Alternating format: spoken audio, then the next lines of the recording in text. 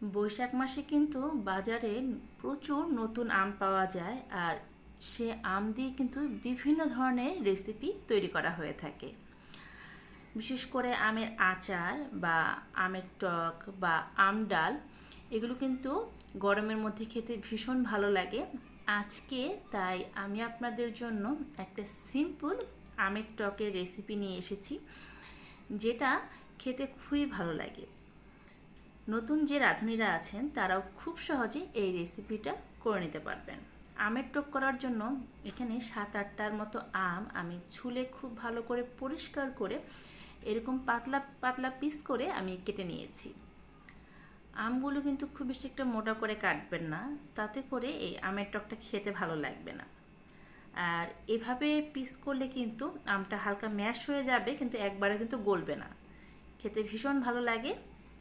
কড়াইতে আমি দিয়ে দিয়েছি সর্ষের তেল।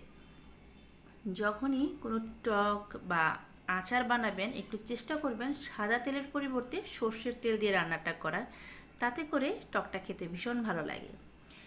এই সর্ষের তেলে আমি দিয়ে দিয়েছি 2টার মতো তেজপাতা আর 2-3টার মতো শুকনো মরিচ। এগুলোকে আমি খুব ভালো করে ফোড়ন তুলে নেব। আর যেহেতু টক বানাবো তো 5 ফোড়ন দিয়ে দিয়েছি, সাথে দিয়ে দিলাম 1 চা চামচ 5 ফোড়ন, কারণ আমরা সবাই জানি আচার বা টকে কিন্তু একটু 5 ফোড়ন দিলে খুব সুন্দর একটা স্মেল আসে। এখন যে আমগুলো আমি ধুয়ে রেখেছিলাম সেই আমের স্লাইসগুলো আমি এই গরম তেলে দিয়ে দিলাম। আমার এই রেসিপিগুলো যদি আপনাদের ভালো লেগে থাকে তাহলে আমার চ্যানেলটা সাবস্ক্রাইব করে পাশে থাকা বেল আইকনটা বাজিয়ে দেবেন। আমি যখনই আমার চ্যানেলে কোনো নতুন রেসিপি আপলোড করব আপনি সবার আগে নোটিফিকেশন পেয়ে যাবেন। দেখুন আমের স্লাইসগুলো কিন্তু আমি দিয়ে দিয়েছি। এখন আমি এখানে দিয়ে দিলাম স্বাদ মতো লবণ। লবণের সাথে এখানে আমি সামান্য পরিমাণে হলুদ গুঁড়ো দিয়ে দিলাম। লবণ আর হলুদ দিয়ে আমি এই আমটাকে খুব ভালো করে একটু কষিয়ে নেব। আমি কিন্তু এখানে কোনো শুকনো মরিচের গুঁড়োটা আজকে অ্যাড করিনি, চাইলে কিন্তু এখানে শুকনো মরিচের গুঁড়োও দেওয়া যায়।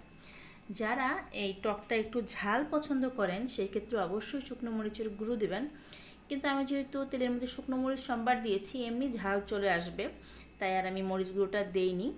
এই টকটা একটু টক মিষ্টি হবে এবং খেতে ভীষণ ভালো লাগে। কেউ যদি একটু ঝাল বেশি পছন্দ করেন সেই ক্ষেত্রে মরিচের পরিমাণটা বাড়িয়ে দেবেন। এখন আমটাকে আমি খুব ভালো করে তেলের সাথে এভাবে কষিয়ে নেব। তাতে করে যে হলুদটা দিয়েছি হলুদের যে কাঁচা একটা স্মেল থাকে সেটা কিন্তু নষ্ট হয়ে যাবে।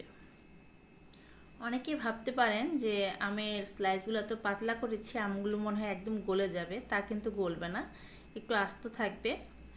কথা বলতে বলতেই আমি টকের জন্য ঝোল দিয়ে দিয়েছি। যেহেতু আমের টকে সাধারণত একটু গ্রেভি বেশিই থাকে, আমি এখানে প্রায় 4 কাপের মতো ঝোল দিয়ে দিয়েছি। আপনারা অবশ্যই আপনাদের প্রয়োজন মতো দিয়ে দেবেন। সাথে মিষ্টির জন্য এখানে আমি দিয়ে দিলাম 2 কাপ চিনি। কেউ যদি মনে করেন চিনি দিয়ে করবেন না, সে গুড় দিতে চাচ্ছেন, তাহলে গুড়টাও দিতে পারেন, তবে চিনি দিয়ে করলে টকটা সাদা হবে, আর যদি গুড় দিয়ে করেন তাহলে কিন্তু টকটা দেখতে লাল হবে। এখন চিনি দিয়েও আমি টকটাকে খুব ভালো করে মিক্সড করে দিচ্ছি, আর চুলার আঁচটাকে অবশ্যই আমি এখন বাড়িয়ে দেব।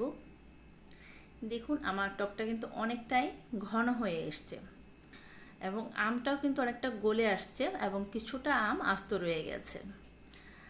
এই টকটা কিন্তু আমি খুব একটা শুকিয়ে ফেলবো না, কারণ একটু পাতলা গ্রেভি থাকলে পরে টকটা খেতে বেশি ভালো লাগে। আমি খুব ভালো করে টকটাকে একটু ফুটিয়ে নিচ্ছি, তাতে করে টকটা একটু ঘন হয়ে আসবে।